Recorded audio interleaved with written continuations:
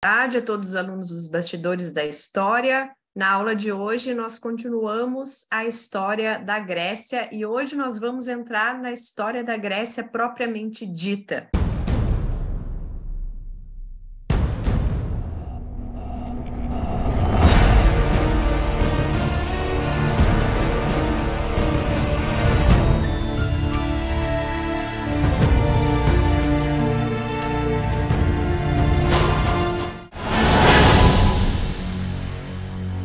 E para finalizar a nossa aula, eu queria já começar a botar uma primeira ideia aqui de como eram as esculturas nesse período arcaico, que na próxima aula nós vamos comparar as esculturas do período arcaico com as do período clássico, mostrando como que foi, o porquê que elas começaram a se modificar, fruto também de uma mudança de mentalidade, de uma evolução na mentalidade aqui, com a filosofia, com a matemática, com a geometria, com as tecnologias, com os materiais, tudo isso vai fazer com que a escultura se modifique.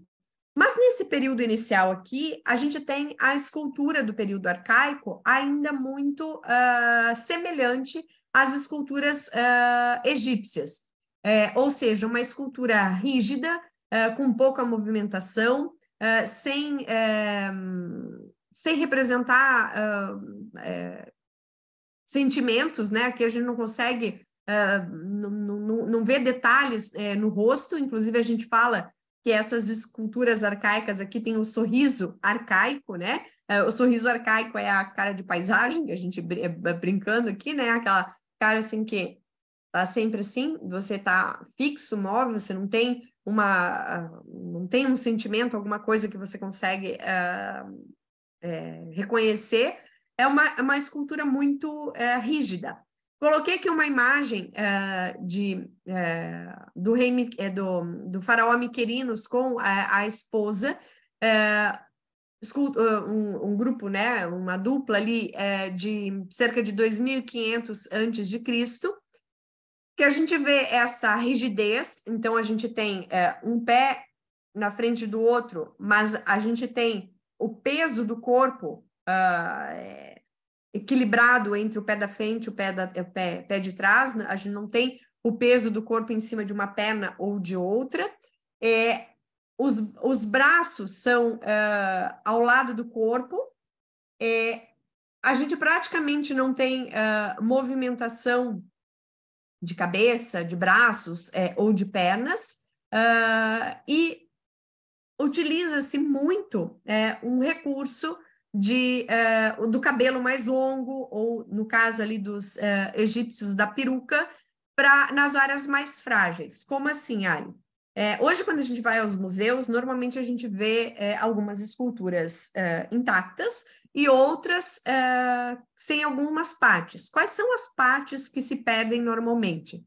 A cabeça, os braços, a perna, a mão. São as partes que descolam do corpo, vamos dizer assim, ou que tem uma área de contato menor e que acaba se perdendo. Então, um dos recursos que se usava nesse momento aqui, que a técnica ainda não estava 100% desenvolvida, a tecnologia ainda não estava 100% desenvolvida, era justamente ampliar essa área que une o corpo com a cabeça. Então, o pescoço, vinha o pescoço, e eu coloco um cabelo comprido que ajuda a deixar essa área aqui de união maior. Isso se fazia lá na escultura egípcia e se fazia também nas esculturas aqui do período arcaico grego. Vejam como tem bastante semelhança. As esculturas gregas vão trazer, normalmente, o corpo masculino nu, que é o corpo considerado perfeito. Então, aqui a gente vê, na sociedade grega, já falamos um pouco sobre isso, que a mulher, ela vivia um mundo paralelo, vamos dizer assim. A mulher tinha pouquíssima vez dentro da sociedade grega, e aí, repito, agora estamos falando basicamente de onde nós temos mais material, ou seja, Atenas, Esparta. E quando a mulher é representada, normalmente ela é representada vestida. O nu feminino vai começar a aparecer muito depois aqui na arte grega. Essas figuras rígidas aqui são chamadas de couros e corés. Couros significa homem jovem e corés significa mulher jovem. Estamos vendo aqui essa dupla, que é o Cleobe e Bitone, que são duas esculturas de mármore de aproximadamente 615 e 590 a.C., e é um dos exemplos mais antigos de escultura do período arcaico grego. Foram encontradas em 1893 no santuário de Delfos. Aqui a gente vê eles nessa postura, com uma perna na frente da outra, inclusive é pesado. Vejam que daqui a pouco, na próxima aula, quando a gente vê como que isso foi se modificando, a gente vai ver que a escultura vai começar a ganhar mais leveza. Aqui a sensação que dá é que esses dois rapazes aqui são até gordinhos, se a gente olhar ele aqui de costas. Com a coxa maior, é uma escultura pesada, não é uma escultura leve. Nós vamos ver na próxima aula que essa escultura não precisa ser necessariamente tão pesada, mesmo tendo essa postura rígida.